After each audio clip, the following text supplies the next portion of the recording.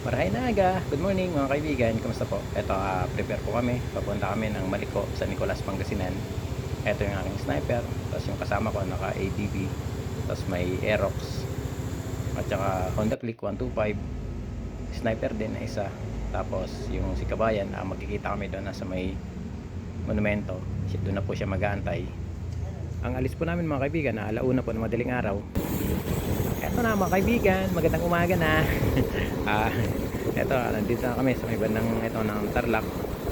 Ang mga lugar mga kaibigan na aking dinaanan mula sa Maynila, Monumento, tapos Valenzuela, hanggang sa may Bulacan, tapos doon sa may Bulacan, sa may Malolos, doon na po ako dumaan hanggang papunta po ng Pampanga, hanggang makarating po rito sa may Tarlac. Yan mga kaibigan, talaga naman pong napakaganda po ng kalsada po rito sa may bandang ito ng Tarlac. Napakaluwag, 4 lanes. At maganda po talaga yung pagkakagawa ng kalsada po rito, kaya napakasarap po rito bumakbak. Napakasarap pong bumiyahe po rito kahit na ganitong gabi pa, madaling araw. Ito mga kaibigan, sana Lord, maraming salamat sa pag-iingat po sa amin sa lahat ng oras at pagkakataon. Yun po talaga mga kaibigan, napakasarap bumiyahe basta kasama niyo si God. So mag-iingat po tayo palagi sa ating mga biyahe, sa ating mga rides, kahit hindi pa tayo nakamotor, sa mga nakasasakyan din. Sobrang mag-iingat po tayo kasi mahirap na. Ito mga lods, habang sana lagi tayong magdasal bago, habang at pagkatapos po ng ating mga biyahe, patuloy po tayong magdasal at magpasalamat po sa Kanya. Kailangan po talaga mga kaibigan na sobrang mag-ingat. Kailangan naka-condition po yung inyong mga motor, tapos condition din po yung inyong mga katawan, isipan, at syempre kailangan may sapat na tulog po kayo. Pero syempre kapag ganito na may rides, halos hindi ka makatulog.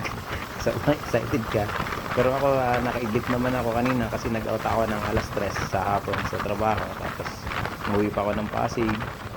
Tapos pagdating ko ron ng Pasig mga alas 4, bali nakatulog po ako hanggang mag alas 9. Tapos kumain, pakakain, nag-prepare na ako ng mga dadalhin ko pa dito sa biyahe. Kaya kumbaga may sapat din akong tulog.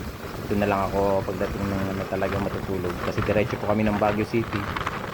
Minsan po talaga mga kaibigan, may mga iba na mga sasakyan katulad ng mga malalaking sasakyan na talaga naman pong hindi natin siyempre.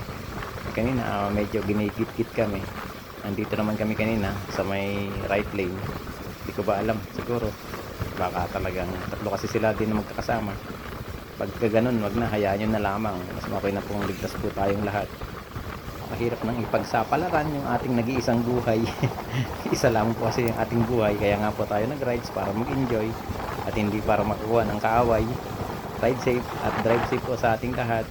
Eto na mga kaibigan, sobrang ganda po talaga ng kalsada po rito. Tapos may mga pang street light na talaga naman po nagbibigay liwanag sa ating kalsadahan po rito. Napakasarap po talaga bumiyahe rito sa lugar na to ng Tarlac. Papunta po yan ng Pangasinan. Nandito na po kami sa Tarlac City. Ito may stoplight. Kasinsado na rin po kasi itong Tarlac City. Talaga naman rin po nagtatraffic na nga rin po rito kapag rush hour o kaya pag araw. Nandiyan Kabayan? Ha? Saan ang gasolinahan? Dulo, tapos kaliwa ka. May mga ano dyan gasolina dyan sa kaliwa. Ilang bar sabihan kayo? Isa. 1 bar lang? Abot ko yun, tagal. Dami ko yung gasolina dito. Ito pa mga kaibigan, bumalik po kami dito sa may Maharlika Highway kasi nga po dapat ito na po yung highway na papunta daw po dun sa Maliko kasi si Kabayan Trip Solo Rides, Kabayan Joseph, nakapunta na po dun sa Maliko.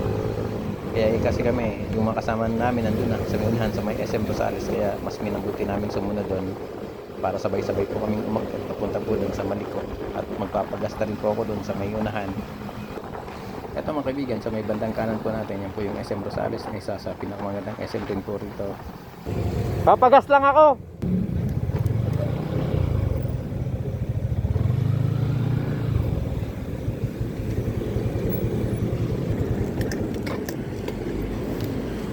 Full tank pre, unleaded. Mabot yung full tank dito. Saan yung balik ko pre? Diyan. Rosales. Ha? Rosales. Ayun mga kaibigan, bali umabot yung full tank ko dito sa may Rosales, Pangasinan mula sa Maynila.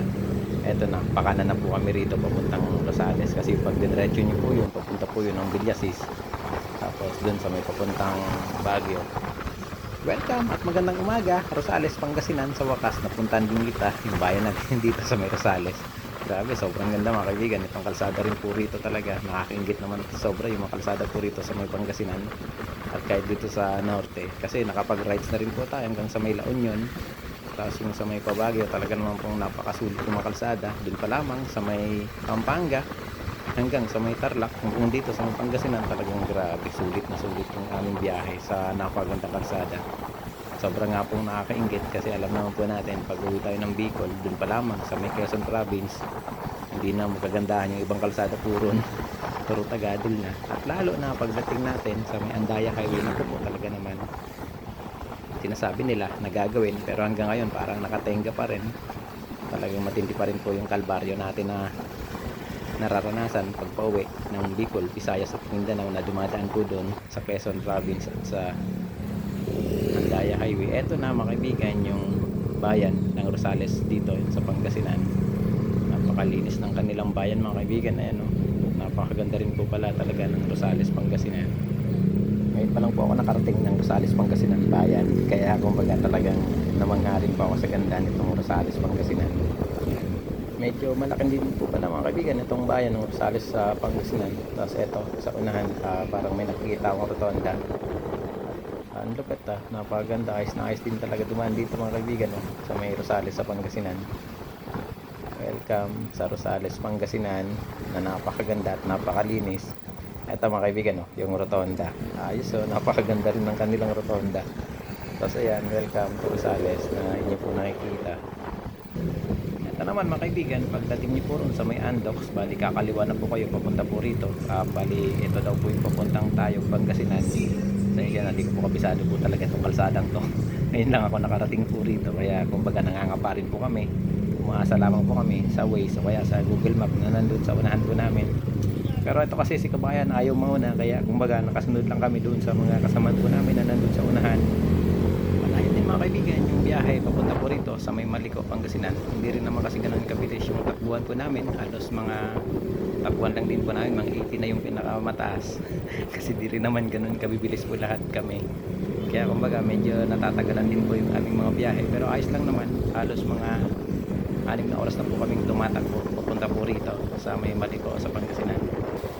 Welcome po mga kaibigan sa bayan po ng Tayog dito sa may Pangasinan. Grabe, napakalinis at maganda rin po mga kaibigan ang kanilang bayan po rito. Tapos may mall din po rito. Ayan napakalinis mga kaibigan ang kanilang bayan po rito. Kaya napakaganda rin po dumaan po rito sa bayan na to ng Pangasinan papunta din sa may Malico. Sobrang napakasaya po talaga mag-rides, pero lang talaga palagi ang kulang. Wow, eto mga kaibigan, napakaganda naman po rito. Ito na yung San Nicolas sa Pangasinan.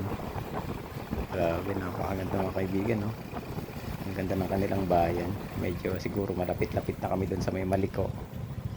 Dito mga kaibigan may stoplight, sumunod po tayo sa batas trapiko. Mahirap na, mas okay nang sumunod po tayo para hindi po tayo magkaroon ng problema habang namamasyal po tayo rito. Napakalayo nito para tubusin yung ating mga lisensya.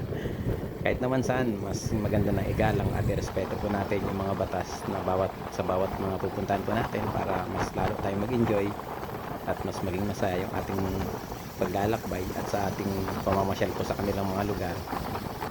Eto na ang ating Malico Adventure. Dito pa lang mga kaibigan, mga lods, sa may paanan bago umakyat ng Malico. Bali meron na po ritong river adventure na makikita. Pero kami hindi po kami nakapag-prepare na mabasa. Kaya kumbaga diretso na po kami ron sa may Malico viewpoint. Grabe, mga ayos din pala mga kaibigan yung mga kalsada po rito ng papunta sa Malico. Tapos eto, marami nga pong borbadahan. Talagang kumbaga kung magaling kayo o talagang hanap nyo yung adventure na bangkingan, dito po kayo pumunta. Bukod sa napakaganda na ng kanilang kalsada at bangkingan, talagang grabe, sobrang panalo po ng kanilang mga view. Napakasarap sa pakiramdam, medyo malamig po sa pakiramdam yung ganito kasi umaga pa lang. Tapos napakaraming puno at napakaganda po ng lugar. Kasi dito mga kaibigan, pataas na rin to pupunta doon sa may Malico viewpoint, kaya kumbaga ramdam nyo na po yung lamig na nanonood sa inyong mga balat. Kahit na naka-riding jacket po tayo, ramdam po natin yung lamig. Ito pala mga kaibigan, nakalsadang to, bali diretso to ng papuntang Banawe, tapos papuntang Sagada. Kasi madadaanan po natin daw dito sa lugar na to pag diniretso nyo yung papuntang Nueva Vizcaya. Kaya kumbaga okay na okay rin pala dumaan dito. At least may idea na po ako sa sunod na rides namin kung sakali man na may rides kami pupuntang Sagada o kaya Banawe. Dito na ako dadaan kasi mas kabisado ko na. Kasi nadaanan ko na. At maayos mga kaibigan yung kalsada po rito. Bukod sa maayos na yung kalsada, napakaganda po talaga ng mga view sa kaliwat kanan. Eto na nga mga kaibigan, kaya siguro ito tinawag na maliko. Kasi nga po paliko-liko yung kalsada. Sobrang daming kurbada po talaga. Napakatitindi rin po ng mga kurbadahan po rito. Sigurado yung mga kababayan natin o kaya yung mga ka-riders natin na sobrang magagaling banking. Pero tayo di naman tayo magaling. Kaya kumbaga eto, chill ride po talaga kami. Kasi unang-una, first time namin dito sa kalsadang to. Mahirap na, di natin kabisado. At pangalawa, ini-enjoy po namin yung lugar na sobrang sulit at napakaganda. Grabe talaga mga lods. Kakaiba yung saya na mararamdaman nyo kapag nandito po kayo dumaan papunta sa Maliko. Ito mga kaibigan, sa unahan meron ditong sirang kalsada. Ayan, parang may gumuho na bahagi ng kalsada, kaya isa rin to sa ingatan po ninyo kapag dito po kayo dadaan. Kasi nga po ito, sirang kalsada, kailangan mag-ingat. Tapos dito sobrang paliko, kaya kumbaga hindi nyo makikita yung kasalubong. Mas okay na magdaan-daan po rito. Pero mga kaibigan, sinasabi ko po sa inyo, grabe, sobrang ganda po talaga ng lugar. Napakasarap sa pakiramdam na para bang nasa ibabaw na tayo ng mundo. Kasi grabe, sobrang sulit po talaga. Napakasarap sa pakiramdam na makita yung ganitong kagandang tanawin. Nakakawala po ng pagod. Sobra po ako nag-i-enjoy na ganyan yung aking makikita. Kaya nga napakasarap mag-rides sa ganitong lugar. Parang yun na yata mga kaibigan, yung Maliko viewpoint, kasi meron ako nakita ng mga tao doon sa taas. Grabe yan, may mga kumakaway-kaway pa. Parang yan na nga po ata yung aming pupuntahan. First time ko makapunta rito. Grabe, sobrang ganda. Kakaiba yung ganda mga kaibigan. Dito mayroong baha. Nag-iingat po kayo rito kasi baha po yan. Baka madulas po tayo kasi galing sa bundok. Ginagawa po nila yung kalsada, kaya siguro nagbabaha din para maiwasan yung pagguho ng lupa dyan. Eto na mga kaibigan, may mga nakaparking nga. Ito na nga po yata yung Maliko viewpoint. Dito na lumigaw si kabayan eh. Welcome mga kaibigan sa Jax 360 view. Ayan, Jax 360 view deck. Magkano yung trans ka? 30 lang. Paso na tayo sa pangalan tapos sa address. May ano kayo mga stickers, may kabitan tayong bago. Meron dito. ako po. May kabitan bago. Puno na yun nandun eh.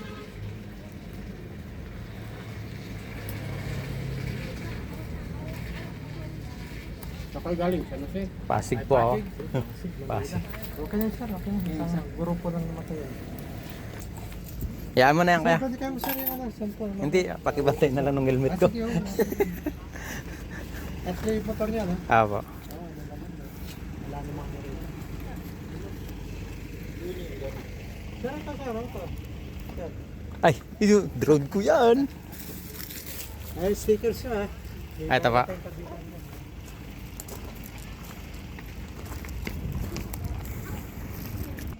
Ito mga kaibigan, yung bagong dikitan ng stickers kasi yung kabila puno na daw. Bale, ito yung tinuro ni Kuya. Welcome to Maliko View Deck. Jax 360 View Deck. Yan mga lads mga kaibigan. Napakamura po ng entrance. Bale, 30 pesos lang. Tapos sa student, tapos sa senior, at sa PWD, bali 25 pesos lang. Sobrang nakapaganda mga kaibigan. Ayun pa yung isang kasama namin ngayon lang dumating kasi panay picture sila sa daan. Kasi talaga naman pong napakasarap mag-picture, napakaganda. Eto, naakyatin na po natin yung summit. Yung pinaka-tok-tok nitong Jax 360 View Deck. Grabe oh. Ang sarap. Tunay nga po talagang napakaganda. Mas okay mga kaibigan, pumunta pa kayo rito ng maaga pa o yung sa sunrise. Kasi nga po, tingnan nyo naman, sobrang ganda at sobrang sulit talaga. Green na green yung inyong makikita. Kasi nga po, tinatamaan ng araw. Tapos napakaganda ng paligid. At kukunti pa yung mga nandito. Kasi maya maya, sigurado, marami na pong mga nandito. Mas okay na, ganito, na maaga pa. Yung biyahe nga po pala rito, papunta rito mga kaibigan, halos mahigit 7 oras. Kasi di naman kami ganun kabibilis. Kumbaga, first time, kaya naninibago kami sa kalsada. Tinatantya namin at talagang ini-enjoy yung bawat biyahe. Grabe oh, napaka-green po talaga. Napaka-berde mga kaibigan, ninyo makikita. Tapos napakaganda ng view ng bundok. Sobrang ganda ng tanawin. Wow, grabe. The best. Ang ganda. At talagang grabe kakaiba. Di mo lubos maisip na ganito kaganda pala ang Maliko na dati nakikita lang natin at napapanood sa mga vlog ng iba nating kasamaan. At ngayon nandito na tayo. Sobrang ganda. Grabe ka, Lord. Sobrang ganda po ng gawa mo para sa amin at aming nakikita sa ngayon. Ito mga kaibigan, ang tunay na 360 view. Grabe.